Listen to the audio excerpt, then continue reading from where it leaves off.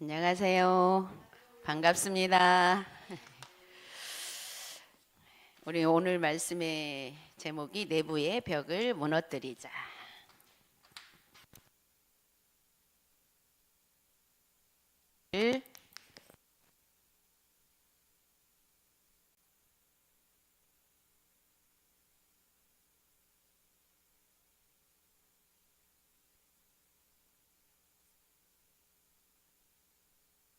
보서 4장. 지난주 염려를 주께 맡기라고 했죠. 그런데 우리가 그 염려가 어디에서부터 와요? 우리 내부에서부터 오잖아요. 마음 속에서부터. 그래서 그 염려를 주께 맡기기 위해서는 또 우리의 내부에 있는 벽을 무너뜨리자 그랬습니다. 우리 속에 있는 것은 어떤 벽이에요? 하나님과 나와의 관계를 막고 있는 벽이거든요. 그래서 그 벽을 무너뜨리기 위해서는 우리가 그냥 영적으로 생각하지 않으면 나는 하나님과 벽이 없어 이렇게 생각할 수 있죠. 말씀에서 우리가 확인을 해보면 그게 다 하나님과 나와 막혀진 벽이라는 것을 우리가 볼 수가 있어요.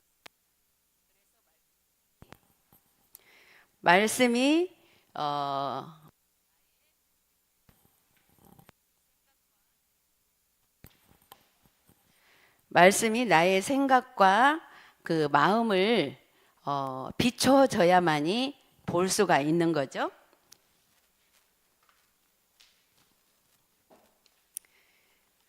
그래서 1절에 보면 우리는 생활을 하다 보면 항상 다툼이 일어나잖아요.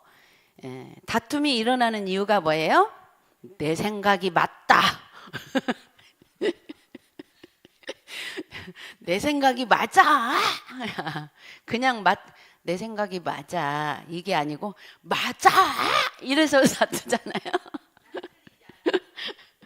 그래서 싸움이 거기에서 오거든요. 그런데 그 내 생각이 맞아 감정을 넣는 순간 그게 뭐가 되냐면 정욕이 되는 거라는 거예요. 나의 욕구를 채워야 하는 그런 정욕으로부터 나온다고 했습니다. 1절에 보니까.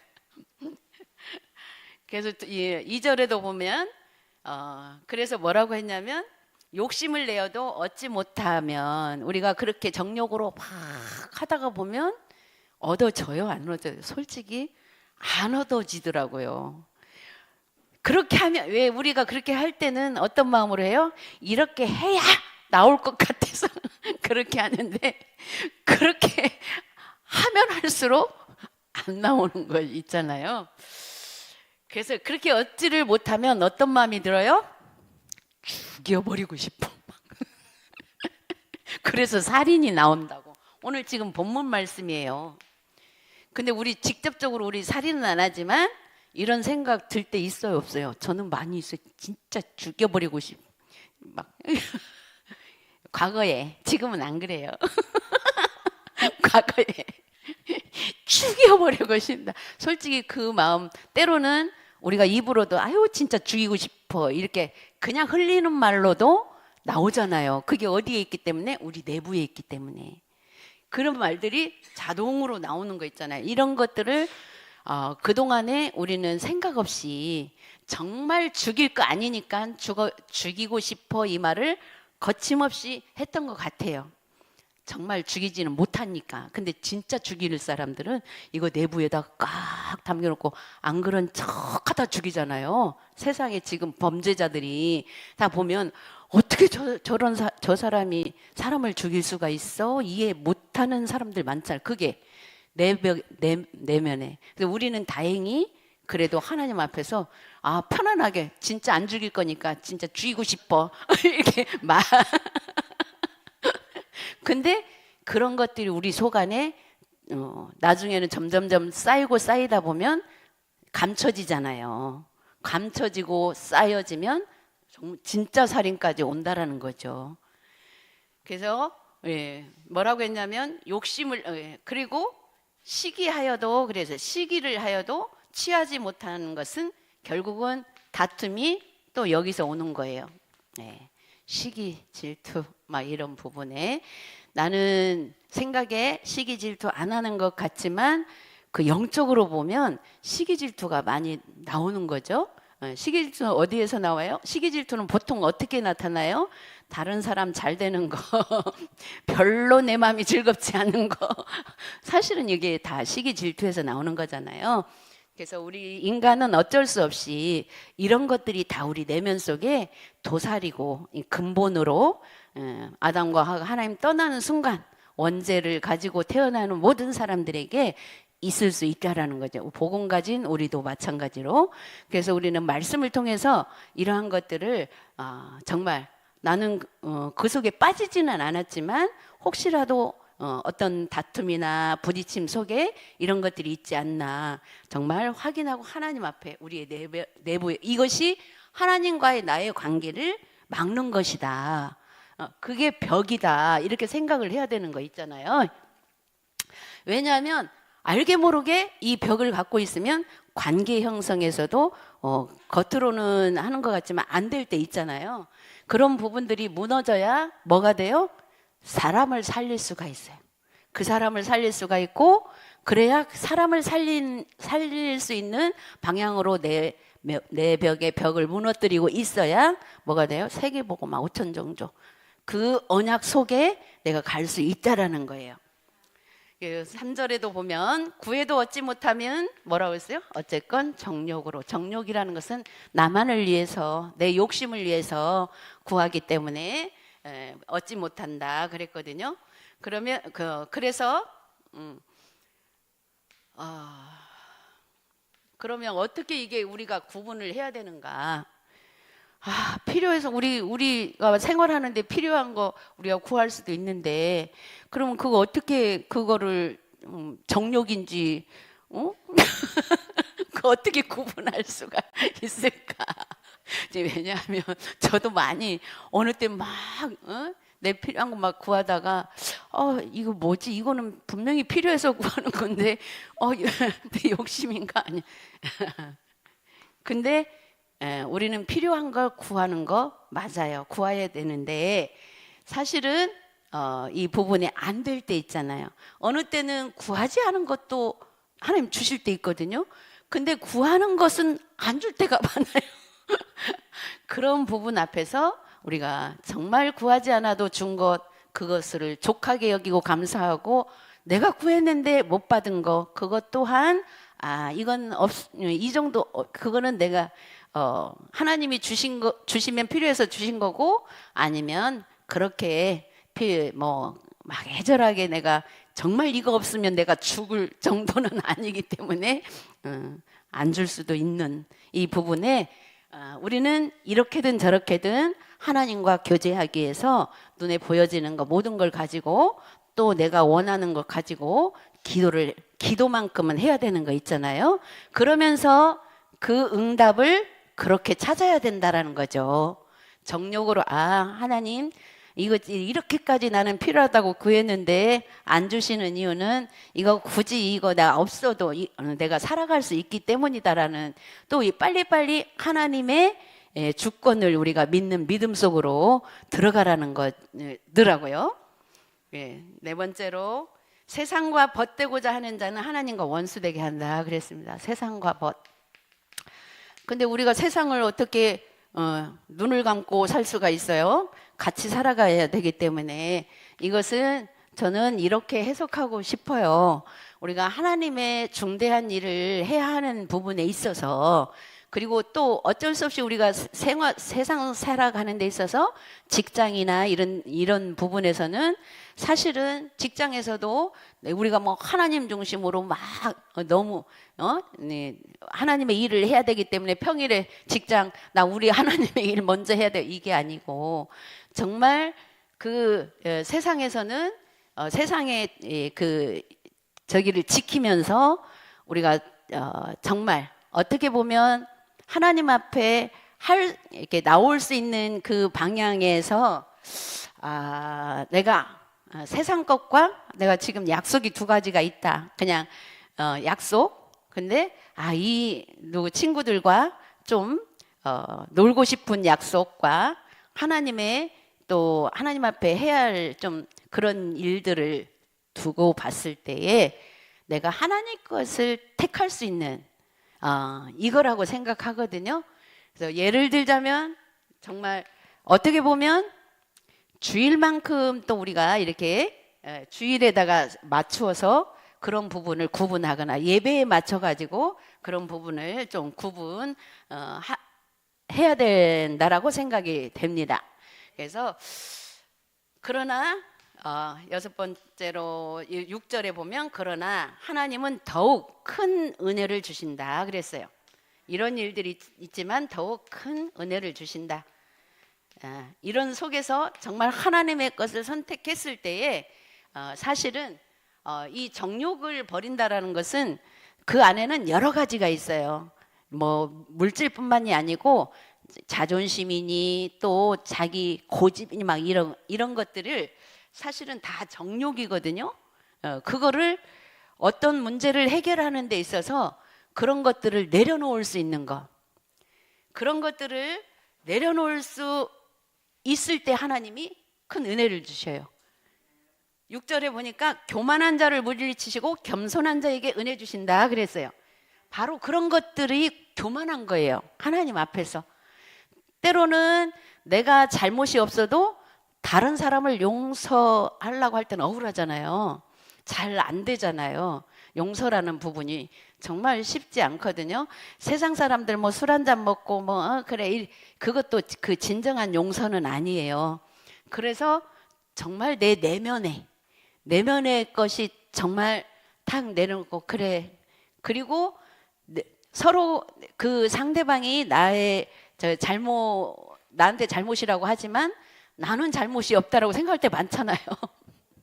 참 신기하게도 서로가 잘못이 없어 보면. 그리고 세상 사람도 마찬가지로 먼저 사과를 하면 자기도 사과하는 이 정도는 되잖아요. 그런데 우리는 사실은 먼저 사과할 수 있는 것이 내가 잘못이 없다라고 생각하기 때문에 먼저 사과가 안 되는 거죠. 사과가 필요한 게 아니고 내 자신을. 그래서 그 부분을 정말 하나님 앞에서 내려놓고 인정하고 하는 그게 겸손이라는 거죠. 하나님은 교만을 물리치시고, 그 말은 그렇게 교만을 가지고 있으면 하나님의 은혜를 입지를 못한다 그 말이죠. 그래서 그런 겸손한 자에게 은혜를 주신다. 10절에 보니까 바로 주 앞에서 낮추라. 그리하면 주께서 너희를 높이시리라. 주 앞에서. 이게 굉장히 중요해요. 주 앞에서.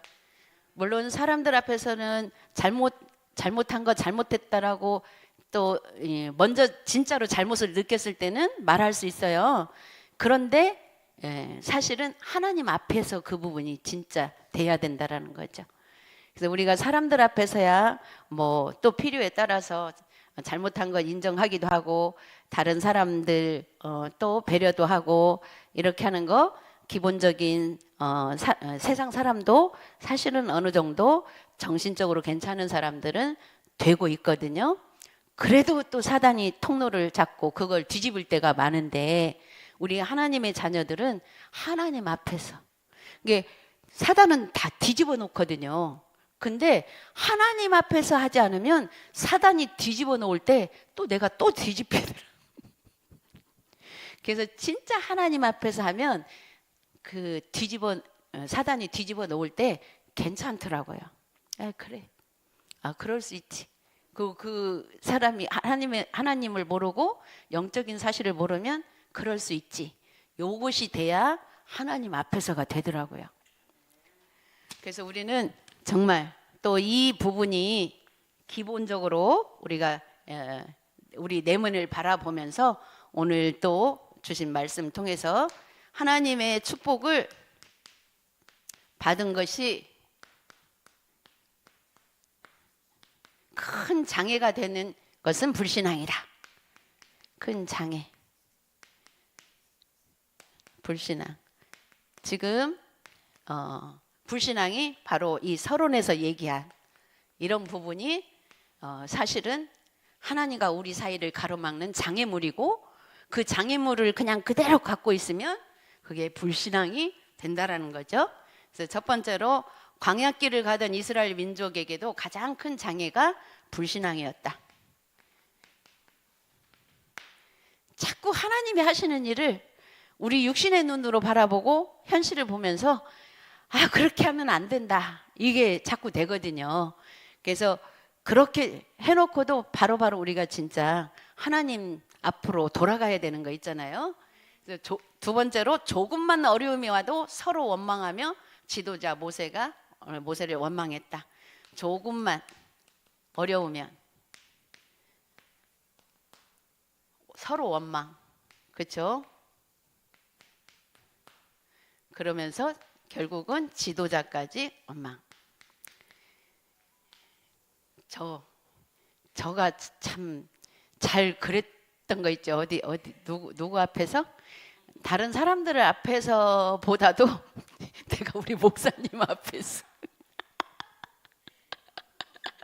내가 우리 목사님 앞에서 조금만 어려우면 막 내가 이렇게 하자고 했잖아요. 이게 맞잖아요. 맞을지라도 왜 그렇게 자꾸 그게 나오는지 모르겠어요. 병원에서 왔다 갔다 하면서도 수시로 무시로 나오. 근데 다행히도 그게 보이더라고, 내가. 근데 우리 목사님 대단하신 분이야. 그렇게 해도 가만히 계셔. 그래. 네가 옳다 그런지 그래.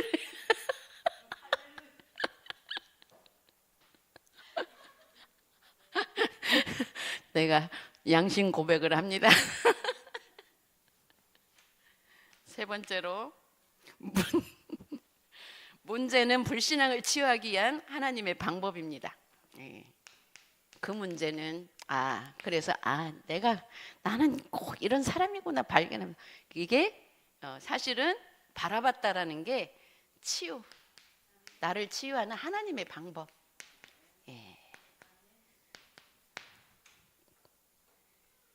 네 번째로 왜? 믿음이 없이는 현장에서 승리할 수 없기 때문에. 믿음 없이는 현장에서 승리할 수가 없어요.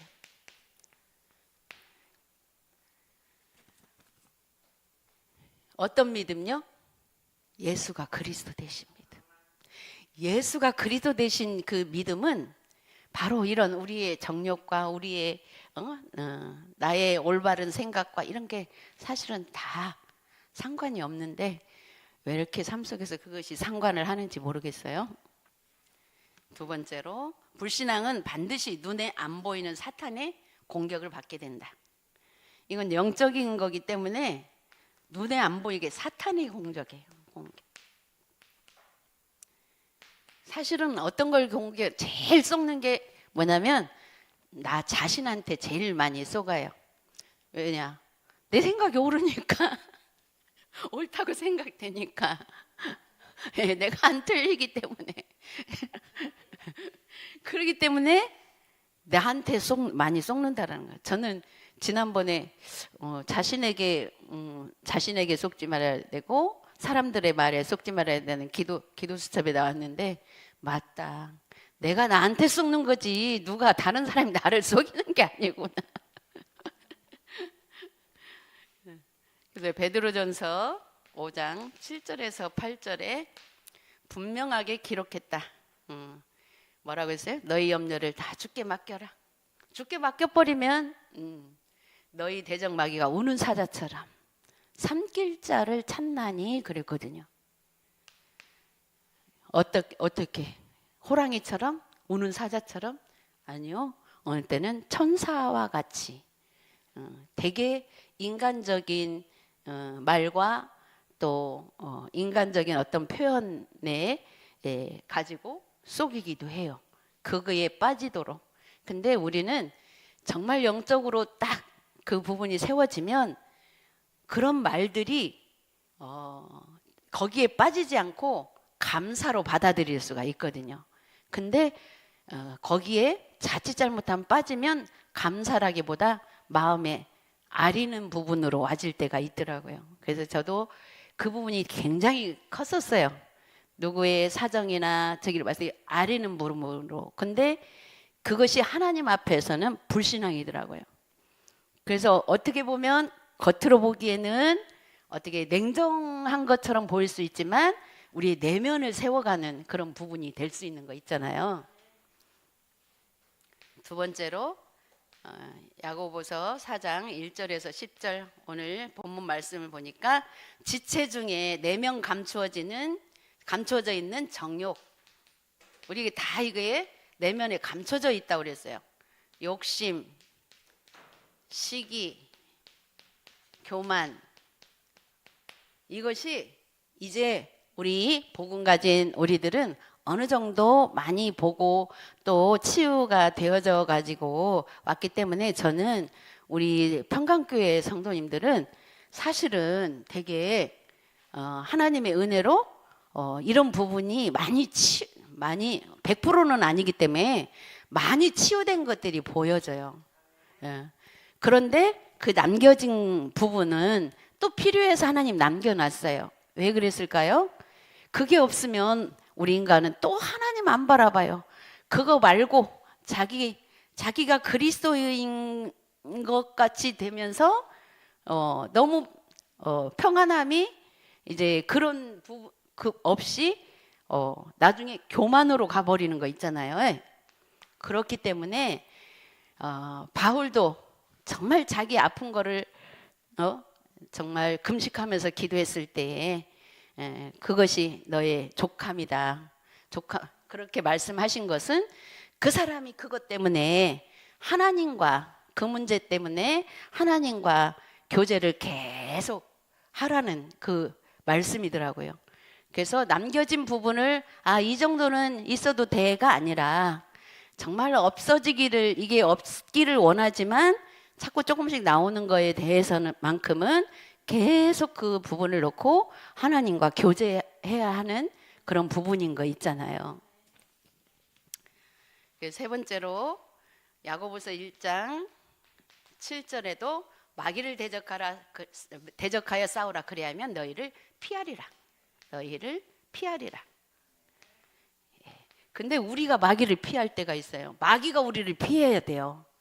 근데 우리가 마귀를 피하는 것은 상대 안 하면 되지가 이게 우리가 마귀를 피하는 거거든요. 근데 마귀가 우리를 피해갈 수 있도록 얼마든지 나 건들라면 건드려 봐라. 그리스도 이름 앞에 너는 머리 깨진 마귀다. 그 믿음의 고백, 그리스도 이름 앞에서. 그러면 마귀가 피한다고 그랬어요. 아무리 건드려 봐도 소용없구나. 네 번째로 에베소서 6장 10절에서 20절에도 하나님의 전신갑주를 취하라. 하나님의 전신갑주.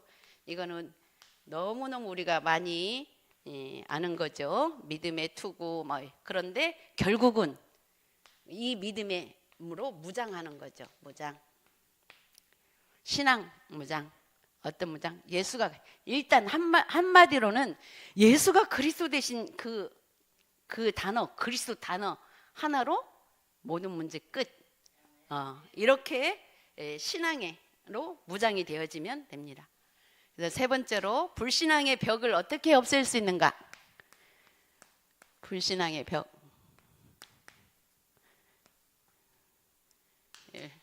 베드로전서 5장 7절에서 8절 모든 염려 주님께 맡기는 것이 하나님의 주권을 믿는 믿음이에요. 주권이 뭐예요? 하나님이 모든 세상을 다스리시고 한다라는 것을 믿는 거죠. 그렇다면 나한테 억울한 일이 있어도 주님께 맡겨버리면 하나님이 해결하시 주시는 거 있잖아요. 두 번째로 빌립보서 4장 6절에서 7절 염려를 기도 제목으로. 그래서 우리한테는 사실은 염려가 계속 와요. 사실. 근데 제가 이번엔 이제 저도 문제만 생기면 순간적으로 덜커덕 하면서 염려가 바로 염려부터 오는 적이었는데, 이번에는 좀 하나님이 평안하게 목사님 그 보면서 그냥 평안하게 기도되면서 염려가 아닌 좀 이런 부분으로 봐지더라고요. 하나님이 시간표 따라 치유하실 그 부분으로 이렇게 봐지면서 기도가 평안이 되더라고. 저는 염려가 깊이 오면 기도가 평안이 되는 게 아니라 막 졸이면서 되잖아요. 그래도 상관이 없는 거죠. 졸이든 어쨌든 평안이든 그때그때 사실은 따라서 상관없이 우리는 기도가 되면 됩니다. 그게 모든 게 기도 제목. 그래서 겸손하게 하나님 말씀으로 은혜를 받으면 불신앙의 벽을 무너뜨리게 된다. 자, 겸손은 뭐예요?